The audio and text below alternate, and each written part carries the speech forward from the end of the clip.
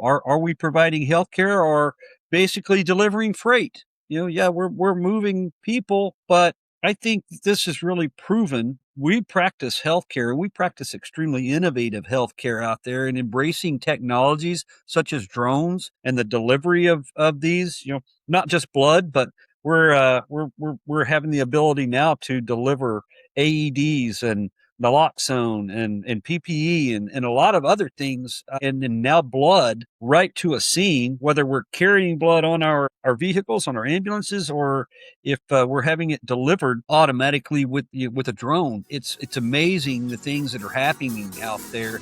This episode of EMS One-Stop is brought to you by Lexipol, the experts in policy, training, wellness support and grants assistance for first responders and government leaders. To learn more, visit lexipol.com. That's LEXIPOL.com. Hello and welcome back to EMS One-Stop on its new day of the Friday of the week. We're now out on a Friday of the week, so reset your calendars for that. And as we continue to go on with our EMS One-Stop discussions, we're going to go to San Diego eventually and talk about Pinnacle, the conference that everybody goes to every single year. This year is down in San Diego. And for this morning's show, we're going to talk about it. And to help me have that discussion is Anthony Minge from Fitch Associates and the leading light of Pinnacle. Anthony, welcome to EMS One-Stop. Good morning. Thank you, Rob. Anthony, many people in the biz know who you are, but I like to have my guests introduce themselves. So give us the Anthony Minge 101. All right. Well, thank you very much for having me on today. Obviously, I've been with Fitch Associates for going on 18 years now.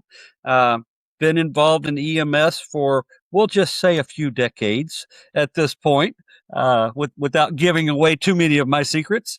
But with Fitch, I'm a senior partner. I handle all things education, compliance, and I'm the firm's subject matter expert on billing, compliance, revenue cycle management, and operations management. Been involved with Pinnacle for probably the majority of the time that I have been here. Pinnacle going into, I believe this is going to be our 22nd year.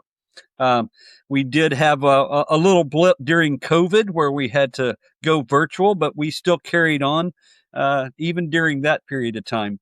But it is going to be great to be in person down in San Diego. Really looking forward to some of that Southern California hospitality.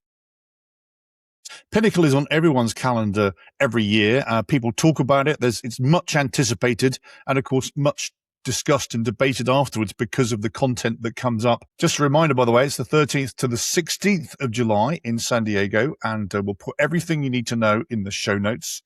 But Pinnacle this year, what are the key themes, Anthony, and who are some of the key personalities you've got coming up to talk? Well, you set the stage very well, Rob. We like to keep things, as we call it, crunchy. At Pinnacle. We like to be able to bring some of the topics that and issues that folks are going to talk about while they're there and continue to discuss and debate as they leave, maybe giving them some tools to take back home and put into play in short and long term. Obviously there's some themes that are emerging every year. This year, retention is a big topic. It has been on everyone's lips for several years, but it's been, we've talked a lot about recruitment in conjunction with it. I think now really the aspect is to put the focus on if we can keep our people, we don't need to spend as much time trying to replace them. Obviously, always a big theme, operational leadership, the challenges that go along with that.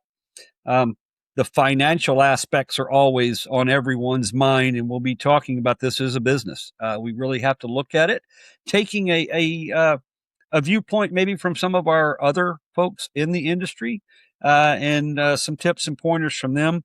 Workforce wellness and resilience, always a big topic. Preparedness, a big theme, starting off with our keynote speaker. Well-known author William Forstchen will be our keynote this year, and he's going to set the stage for that. But we also have some of our great regulars with David Page leading off the clinical discussions.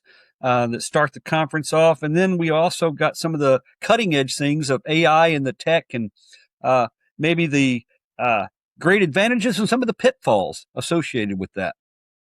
And actually, one of the things I like about Pinnacle, folk know, I've been involved in conference planning in various organizations for a long while, and you are planning this conference 7, 8, 9 months, even a year out. And to try and pick that topic that's going to be relevant and current at the point that the conference starts is a real challenge. And of course, as you say, it's crunchy. You also have a lot of leeway to incorporate the latest and greatest and the big ticket item, of the day. And sometimes, the program reflects that, right? So that there is actually a topic you don't even know what you're going to have yet, which I love, because of course, what it means is we have time to curate it and to deliver it live. And I'm planning for a California conference in September. I'm thinking about where the government is, both state and federal, and actually how do I project that forward? And of course, it's good if you're conference planning to have a little bit of leeway, because you don't, we like to think about the crystal ball, but sometimes you have to have a moment where you can actually insert something. So I love that. Let's take some of your topics though, Anthony, and sort of get down into it. Retention is replacing recruitment. I certainly picked that out of the program, and there's a number of surveys that are coming out now that's saying, the drain isn't occurring as much. We seem to have got over that kind of COVID recruitment hump. And that seems to be a thing. Our good friends at the National Registry are telling us that more and more people are now testing at every level going through. So it's good news for getting people in the door. But of course, we have to take those lessons that we hard learned in the last, 4 or 5 years and actually keep people. Yeah. And we're very fortunate to have Aaron Dix coming from Prisma Health. He's in charge of mobile medicine and patient logistics out there, and he's going to be talking to us about just exactly that. Do we really have a recruitment problem in EMS, or do we have a retention problem? And I think focusing on several of the other areas that we talk about, which is the workforce wellness, and making sure we're taking care of our people so that they are wanting to stay in the profession, and not just wanting to stay, but also become the leaders and the next generation of the profession. So I'm really pleased to have Aaron coming in. He's actually going to speak a couple times at the conference, and will be our closing keynote on that specific topic. Excellent. And I commend everybody to go and have a look at Prisma Health. They're actually an AIM High Award winner this year. They're doing great things. And if you get a chance to go and look up Prisma, in fact, I'll put their link in the show notes as well. It's one of those organizations you want to keep an eye on. Wouldn't you agree, Anthony? Absolutely. Yeah, they're doing some really good stuff. They're very innovative. Again, while we're very fortunate to have Aaron joining us and sharing what they're doing out there, that is great. I think it's working well. Now, another theme that I certainly picked out going through the program, leadership beyond operations, and leadership is a big topic. We'll come on to talk about what paramedics want a little bit later. Of course, leadership always gets a bit of a lambasting, let's call it that. But what are you putting on in terms of preparing us to lead and manage possibly wider than just being the paramedic at the front? Well, I think you're exactly spot on again there, Rob, because we've heard it so many times. People don't leave organizations, they leave managers. And the reason they leave managers is because of a lack of solid leadership. We're going to have some good stuff with the just-in-time leadership that Mike Tagman always leads from First Watch to kick us off.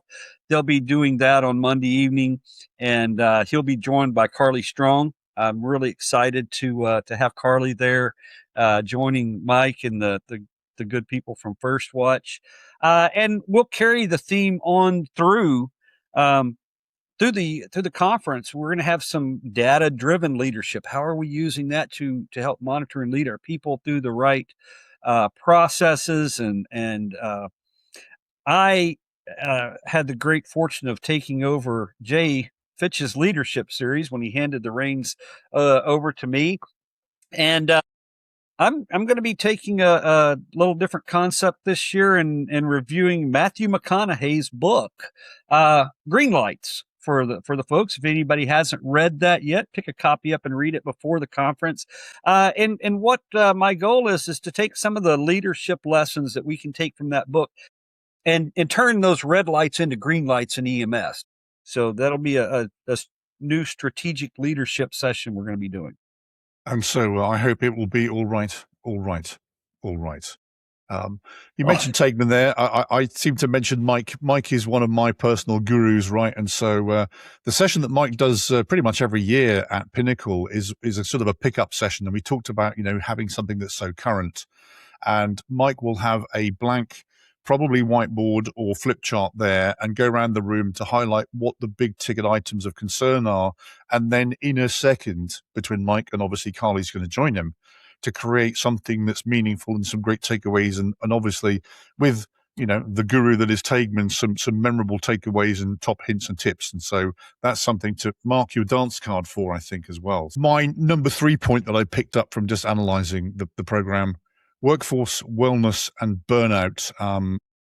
Is it still a thing? Have we solved it? Have we got a way to go? What do you think, and what do your speakers think? It's obviously still a problem. We've recognized it.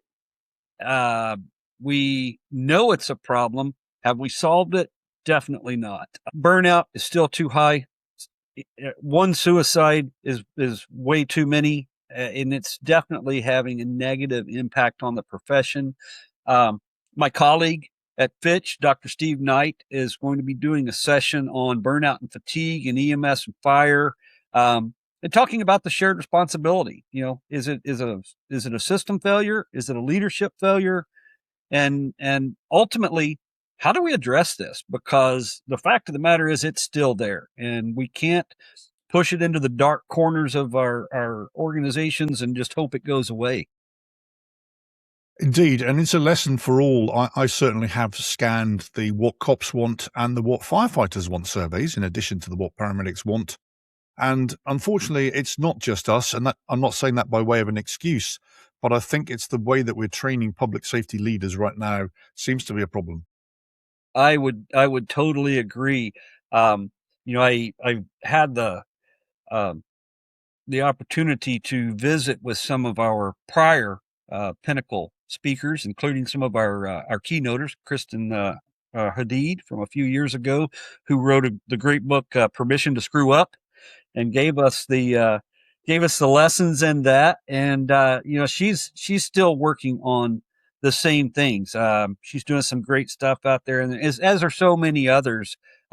Just once again, one of the great takeaways from Pinnacle from years past, that we're continuing to visit some very important topics and reaching outside of our own professions to learn lessons that maybe can help us be successful.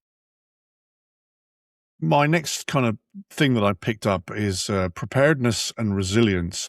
Certainly preparedness in terms of, dealing with catastrophes. At the point that this podcast goes to air, we are midway through the World Cup. If you're in Boston or Dallas, you've seen the happy fans. Let me tell you that. I'm an lifelong England fan. You can tell by the voice, right? We're really, really good when we're winning. It could get a little bit sour, sad, and possibly punchy when we're losing. And so I think, we've seen the happy times at the moment, but, after this week, people are starting to go home on a regular basis and probably not too happy. So, we just have to be prepared for what's coming. Hopefully it'll be just like the Tartan Army in Boston. All good. They're doing some amazing things actually in the community. I don't know if you've been watching back at that. And I've also drunk Boston dry. So resilience, though, that aside, we have to be prepared for what's coming, whether it's man-made, whether it's natural. And there are some sessions coming up in that, I think. Yes. It's been really, for me, it's been really cool to watch the World Cup unfold. Not being a lifelong soccer fan, or football, as you call it. I've always been an American football fan, but I'm learning to be an international football fan. Good man. So enjoying that. Not sure how far the U.S. is going to go, but hey, at least we beat Paraguay. So the resilience and the the fact that we've got to be prepared really do go hand in hand. If we don't have a resilient workforce, it's going to fall apart. At the first sign of resistance and chaos. So I think focusing on some of that, we've got a keynoter in William Forstchen, Bill. He brings a lot of background in his research on this. He's an author that is a lot of folks are going to be familiar with his 1 Second After series of books that they're actually turning into a movie that may be coming out very close to Pinnacle or just after. So, and Bill, as I will throw a little key in for him. He has invited anyone that wants to bring their books for him to sign at the opening reception. He's invited everyone to bring them, and we'll be there to greet them. But as an expert, he has spoke before Congress. He's put a lot of papers together that have been reviewed by folks such as Newt Gingrich and others that really shows that something is happening all the time, as you mentioned, whether it's man-made or a natural disaster. As we speak, hurricane season is kicked off. We always know how that affects us as a profession and being deployed to regions that are hit. But there's man-made stuff that, unfortunately, all you have to do is turn on CNN or Fox News, and you'll see something on a daily basis that's occurring in this country and around the world that we really have to not put our head in the sand and think that it couldn't happen here, because it can. And I think Bill's going to give us some good insight into what can we do for our local services, our regional, our national. Wonderful. Well, I look forward to hearing how that goes. And so if you've got Bill's book, take it with you, get it signed. Again, we will get the links and put them below where you can actually purchase the books that we're talking about today as well. Before we go any further, let's just take a quick break. Lexipol empowers first responders and public servants to best meet the needs of their residents safely and responsibly. Serving more than 2 million public safety and government professionals in over 8,000 agencies and municipalities, Lexipol offers a range of solutions that includes policies, training, behavioral health resources, news and analysis, and grant assistance services for law enforcement, fire and rescue, EMS, local government, and other agencies dedicated to public safety. To learn more, visit lexipol.com. That's LEXIPOL.com. And we're back. As always, that was the voice of Jim Dudley over on Policing Matters. If you want to hear what's happening with our law enforcement colleagues, go over to Police One, have a listen to Policing Matters. That comes out every week as well. And actually, I have to tell you that I filled in for Jim a few weeks ago. Obviously, it's World Cup season and they wanted someone that spoke football. Anthony, football. And so I stepped in to host Policing Matters, which was an absolute honor. Don't forget also, EMS One-Stop is on wherever you get your podcast from. We are on every podcast platform. We're also on YouTube, so you can hear us and see us. But above all, make sure you hit that like button and please like and subscribe. So we're talking to Anthony Minge. We're talking about Pinnacle, which is July the 13th to the 16th at the Sheraton San Diego Resort, down there in the sun, the palm trees, the beaches, the amazing weather. Looking forward to it, Anthony, right? Absolutely. Absolutely. It's going to be a great time in San Diego. So let's sort of move on again. I'd been picking out some key themes from Pinnacle, and the one that there are two words for me this year. One is blood, and we can talk about that in a second. The other one is AI, because AI is now arriving. So like the Scotland fans arriving in Boston, right? It's coming over, and there's nothing we can do about it, and it's going to consume us. Every World Cup analogy I can make today, I'm going to. Come on, England. See the flag behind me. But it's here. AI is here. You've got some great speakers. I see you've also got some great sponsors. So the vendor hall, I'm sure, is going to be full of stuff where people can come along and talk to the folk that are either vending it, developing it, enhancing it. But what's your view? Is it happening too quickly? Is it happening at an appropriate pace? From what you are obviously consulting on and from what you're having your speakers talk about, where do you stand on AI right now? AI is, it's just like all the tools in my barn. Appropriately used, it's great. But too often we pick up a wrench and use it as a hammer. And, that's not the right way to do it. We have to learn how to use it appropriately. I think that, it is the hot topic of the day. It's here to stay. And it's going to help us. It's going to do some great things. I have full faith that it's going to improve efficiencies, both from the clinical side and the business operations side. There's a lot of companies, including folks that are going to be at Pinnacle as sponsors, that are embracing it and utilizing in their technologies. ESO and Image Trend both have introduced AI into their platforms and are doing some really neat things. I think we're going to see some great CAD integration out there. And ultimately, I think it's going to allow our clinicians to provide more quality time with the patient. So, and using lessons like in the interpretation of protocols and the appropriate applications from that is really going to guide us. But there's a great amount of pitfalls out there with AI as well. It's not infallible. It will have hallucinations, if you will, and it fills in the gaps.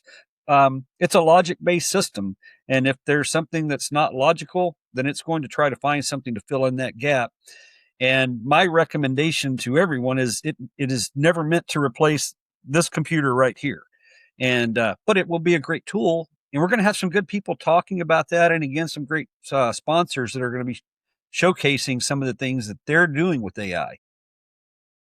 You touched on some really interesting points there, Anthony. One of the things that I wanted to mention was that I was talking to someone over the weekend who put it into real perspective for me with AI particularly. And we're training the models at the moment. We hear all about these things about we're training our AI models. And it's a bit like raising a toddler. They don't come out speaking perfect English or whatever language of choice is. They have to learn it, develop it, understand the nuances of it in order to have, a meaningful conversation at the end. And that takes years. And we're only at the diaper stage of the development, if you want to look at it that way. And I thought that really kind of put it into perspective. And that reinforces your point about this is not the boss. This is not the owner. This is not the lead in your operations. It's your assistant and should be thought so as such. By all means, use it to be your decision support tool, but it's not replacing you. And that's one of the things I think that use it, but there needs to be the carbon-based life form in charge, I think. Absolutely. I think that's an excellent way to put it. How we're training it, how we're building it is going to be what it grows up to be. It's what that toddler is going to grow into. And if we're doing it wrong from the beginning, unfortunately, humans are oftentimes, I say we're lazy inherently, and we try to speed too quickly into using something that we think is going to make our life easier. And if we don't do it properly now, we'll be paying the price later on. So we need to take time to develop this. But in terms of AI usage, we know charting, right, is one example where some of our EMS lawyers may say we've got to be HIPAA conscious. Of course we do. But in hospitals now, AI assisting charting is a thing. Listening to the conversations we saw actually in EMS up in the Northwest, the call centers system where they are listening to the patient in order to determine things like cardiac arrest. So the ability to listen and assist is just around the corner. And we now have to work out how we can safely and securely harness it for our own use. Yes, and in interpretations of EKGs and early identification of STEMIs, the things like that it can assist us with in speeding care is going to be fantastic. But at the point also of utilizing it, I think as a tool to chart, we have to be very cautious because, as I said, I think it will fill in the gaps regardless. And so, things like narratives, which I know is one of the most hated details of the patient care report, but it's a necessary evil and it's a checklist for us to be able to go back to make sure that the things that we did in our assessment and treatments were in the right order, and it helps us to catch mistakes. So the pitfalls of using something to write that narrative for us could have great negative consequences down the end if we don't check our work. And I think that's the key thing, whether you're writing with AI or whether you're having AI produce some sort of meme for you, please check your work. Please read it. The advent, and I was talking to a lawyer actually a while ago who said that, the sophistication of complaints that are coming in are becoming increasingly lawyeristic, except the laws are wrong that they're quoting. In other words, you have to be very, very careful in what you do with the content once you've produced it. And actually, if you're sending it off claiming to be authoritative, it may not be, because again, that toddler hasn't understood the nuance of the adult conversation yet. Let's kind of call it that. Talking of innovations, I mentioned the other word of my year has been blood, and please go back into the back catalogue of EMS One-Stop. I did a 4-part series on whole blood with some amazing guests spanning local to national, and indeed the amount of grant funding that's out there right now is absolutely eye-watering. Of course, the caveat to that is when the grant money runs out, what are you going to do? The answer, of course, is legislate to have it funded. Another podcast, go into the back catalogue for that one. But clinical innovation, blood, drone delivery, alternate response models, all of these things are coming to the fore, giving us the ability to do EMS like we've never done it before. Mobile integrated healthcare. And to me, by the way, Anthony, mobile integrated healthcare is not a word. It's actually a list. It should be read that way, not across, right? Mobile integrated healthcare. But you're going to talk about that. Yes, and I couldn't agree with you more. There's been a great debate for many years as to what is our role in healthcare. Are we providing healthcare or basically delivering freight? We're moving people, but I think this is really proven. We practice healthcare. We practice extremely innovative healthcare out there, and embracing technologies such as drones and the delivery of these. Not just blood, but we're having the ability now to deliver AEDs and naloxone and PPE and a lot of other things, and then now blood right to a scene, whether we're carrying blood on our vehicles, on our ambulances, or if we're having it delivered automatically with a drone. It's amazing the things that are happening out there. Dr. Bruce Moeller and Dr. Mike Lozano are going to be there and talk about that. They're going to be joined with a tech expert, John Yaste, from the St. Charles County Ambulance District. He is a drone expert and has been doing a lot of really, I call it just really cool stuff on police, fire, and EMS with drone technology. So that's definitely also a don't miss session, because it's really going to combine a lot of the innovation that's happening out there right now with both tech and the clinical aspects of this. And the way I sort of think about it is we spent a lot of time raising money to put the defibrillator case in the library or in the school. And then we added the Stop the Bleed kit to it. And then we added naloxone to it. And then we added, all sorts of things we added to those cabinets can now actually go onto the drone and be delivered in the great outdoors and where the citizenry need it the most. And I'm very excited about that. And so that's some good stuff. And I can't wait to hear reports of that. My sort of final piece of assessment, and we're not going to do any spoilers here, but of course the What Paramedics Want survey is out. EMS One is a media partner with Fitch Associates, and every year, and this year particularly, we have the What Paramedics Want session. Editor-in-Chief Kerry Hatt is coming in to deliver that. So we're looking forward to hearing what you out there have said to us in here, right? Yes, we're really excited to have Carrie. She'll be joining Joe Coons, who's been going at it and presenting the report each year. And Carrie is, I've got a little inside knowledge that she's putting some neat articles together to go into the What Paramedics Want that will be released at Pinnacle this year. And I can tell you that some things have stayed the same that we're concerned about, and there's a few things that are growing concerns. Times, as they say, are a changing, and with them, our concerns continue to evolve as well. I'm certainly going to have a What Paramedics Want podcast coming up as well, where we will get into that. But obviously, we don't want to spoil the grand reveal, Anthony, and we'll do that afterwards. So again, if you are marking your card up for what you need to hear at Pinnacle, Kerry and Joe and the survey and the articles are all coming out during the conference. So we're looking forward to that. You mentioned, Anthony, that you've been doing this for a long time. What's the bit that you enjoy the most about Pinnacle? I think it's the seeing old friends and making new ones. The networking aspect of Pinnacle is it's always great to go to a conference and see our colleagues and our friends. Pinnacle is unique in that we really try to keep it, tight. Keep and everybody joins in those conversations. Those important conversations that start in a session, but they carry over into the networking events afterwards, the lunch, the dinners, and that's really, while the sessions are great and the speakers are awesome, it's the conversations that you get involved in that really, that's where the learning, I think, is.